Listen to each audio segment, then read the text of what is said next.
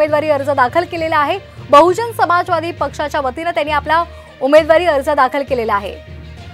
तर नंदेश उमप हे स्वतः आपल्याशी फोनवरून जोडले गेलेले आहेत। काय अधिकचे अपडेट्स आपण त्यांच्याकडून घेणार आहोत। काय तुमची पहिली प्रतिक्रिया आहे? तुम्ही निवडणुकीसाठी आता रिंगणामध्ये उतरलेला आहात। ईशान्य मुंबईमधून तुम्ही उमेदवारी अर्ज दाखल केलेला आहे।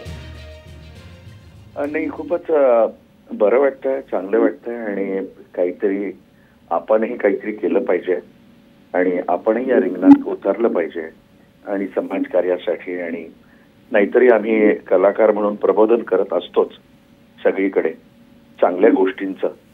तर म्हटलं कुठेतरी आता हे एक वेगळी इनिंग आपण खेळली पाहिजे आणि आलं पाहिजे, त्या हेतूनेच मी इथे आलेलो आहे। अगदी तुम्ही त्या हेतूनेच हा उमेदवारी अर्ज दाखल केलेला आहे आणि आम्ही पहिल्यापासून बघतोय पोवाडे असतील किंवा आणखीन लोकगीतं असतील, आपला परंपरेचा ठेवा तुम्ही पुढे नेताय आणि आता तुम्ही निवडणुकीच्या रिंगणामध्ये उतरलेला आहात। काय नेमक्या मुख्य समस्या आहेत त्या सोडवण्यासाठी तुम्ही निवडणुकीमध्ये उतरण्याचा निर्णय घेतलाय?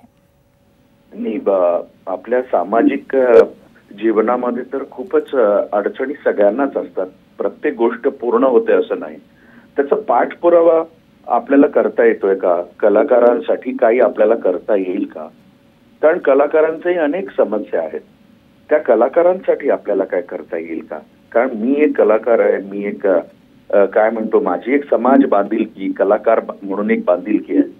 तर त्या कलाकारांसाठी कुठे भांडता येईल का? कारण मी आधीच्या सरकारामध्ये जेव्हा सांस्कृतिक खात्यात काम करत होतो तेव्हाही अनेक कलाकारांना मानधन मिळवून देणं किंवा अनेक कलाकारांशी साठी भांडणं किंवा त्यांच्या समस्या तिकडे जाऊन सांगणं हे तेव्हाही मी करत होतो। म्हणजे आता मी पॉलिटिक्समध्ये येणार आहे किंवा मी निवडणुकीला उभा आहे म्हणून नाही, तर तेव्हाही मी करत होतो आणि आताही जरी आलो निवडून तरी करणार।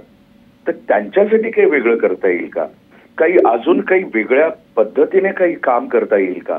जसं जसं समोर येईल त्या पद्धतीने मला असं वाटतं हे खूप समस्या आहेत, त्याही समस्या पूर्ण करण्याचा प्रयत्न करीन।